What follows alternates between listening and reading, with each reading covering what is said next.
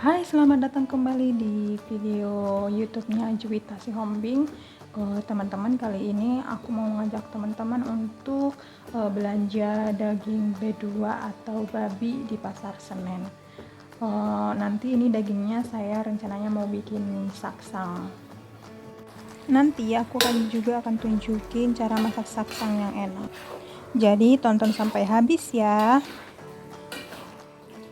Nah, tempat untuk jualannya itu tepat banget di bangunan blok 3, di bangunan paling bawah. Nah, ini aku masuk dulu karena kebetulan kita naik motor, kita masuk. Ini tuh ke kiri itu ada hotel, High Hotel kalau nggak salah namanya. Nah, dari High Hotel ini tinggal maju aja lurus terus.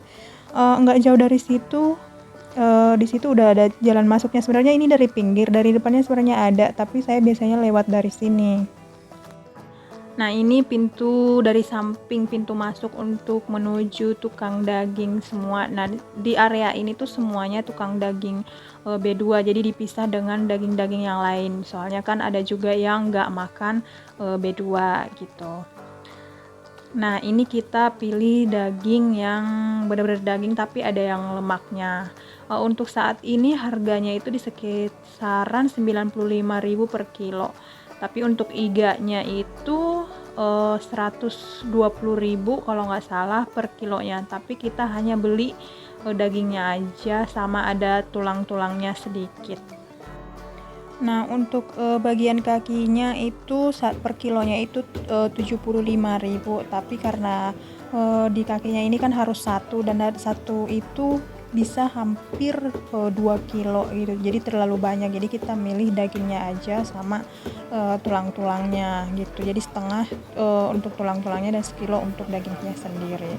Nah, ini dia penampakan untuk kakinya. Nah, ini tuh lebih dari 1 kilo, bahkan hampir 2 kilo gitu. Nah, sampai di rumah kita langsung rebus daging yang kita beli tadi untuk membuang segala kotoran-kotoran yang nempel tadi. Ini ngerebusnya cuman bentaran doang, cuman ngebuang-buang Nah, ini dia penampakan si daging yang udah kita rebus tadi. Nah, ini yang kita beli tadi yang aku bilang harus ada lemak-lemaknya biar enak gitu. Kalau cuma daging doang, serat doang kayaknya kurang enak gitu. Jadi kalau ada lemaknya itu kayak makin enak aja gitu, tapi tergantung selera aja sih. Nah, ini untuk tulang-tulangnya yang tadi aku bilang, aku campur sedikit. Oke, kita siapkan untuk bumbu-bumbunya apa aja yang kita pakai. Di sini ada bawang merah. Di sini tuh ada kurang lebih 8 siung, tapi karena kecil-kecil jadi saya lebihin. Terus juga ada lengkuas, ada jahe, ada daun serai, ada cabai merah, cabai rawit merah, terus cabai keriting, dan bawang putihnya ada beberapa. Nah, saya juga pakai merica sama ketumbar.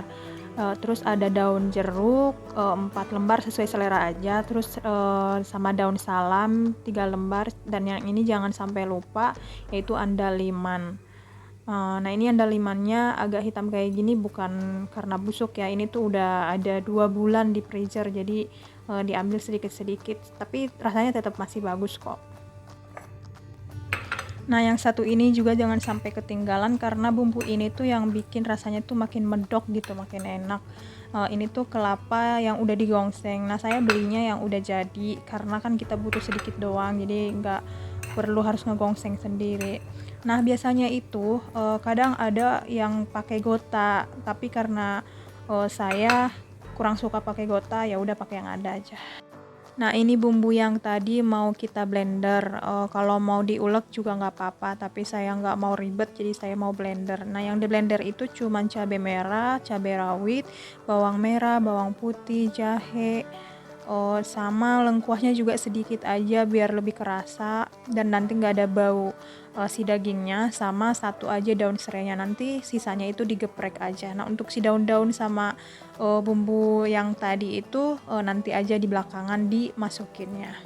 Kalau andalimannya kita ulek, soalnya pakai blender itu kadang si bijinya itu nggak sampai pecah, jadi si rasanya itu kurang kerasa gitu. Tapi opsional aja sih, kalau mau di blender juga nggak apa-apa, nggak masalah. Nah, bagi teman-teman yang kurang tahu apa itu andaliman itu tuh kayak bumbu orang Batak yang emang kayak wajib aja gitu itu ada gitu, setiap masak daging, masak sambal pun itu kayaknya harus ada gitu. Biasanya itu di pasar-pasar biasa itu nggak ada. Biasanya itu kayak khusus di pasar yang orang Batak yang jual gitu, atau enggak lewat online juga udah banyak sih gitu. Nanti dicoba ya. Nah, ini udah saya blender, tadi sudah saya kasih air sedikit supaya lebih gampang untuk ngeblendernya. Nah, ini daging yang tadi udah dingin mau kita potong-potong dulu kecil-kecil, biar nanti masaknya itu lebih gampang, biar lebih cepet gitu mateng. Kalau mau gede-gede kan kayak lama gitu.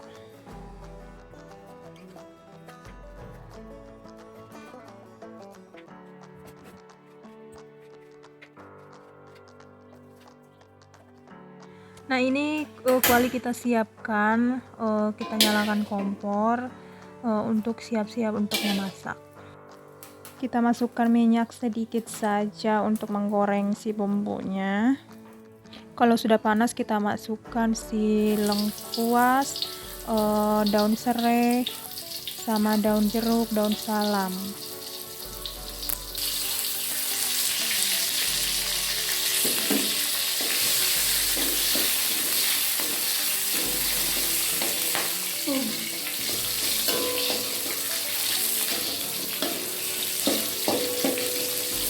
Sudah agak layu, kita masukkan bumbu yang blender tadi, disatuin aja semua.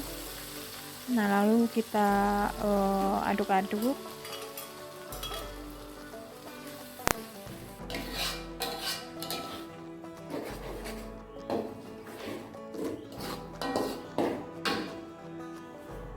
Setelah diaduk-aduk, kita biarkan dia sampai mengeluarkan bau harum, sampai wangi gitu.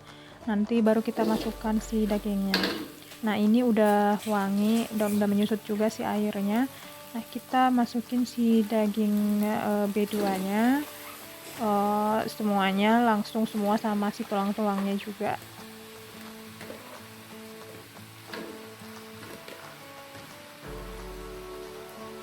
Terus kita aduk-aduk sampai si bumbu sama dagingnya itu kecampur semua.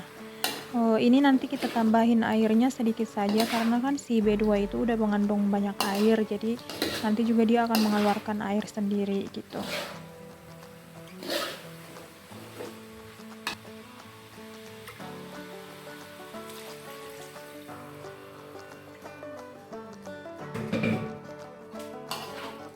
Nah, ini ketumbar, merica, sama andaliman yang udah ditumbuk tadi itu kita masukin aja langsung semuanya.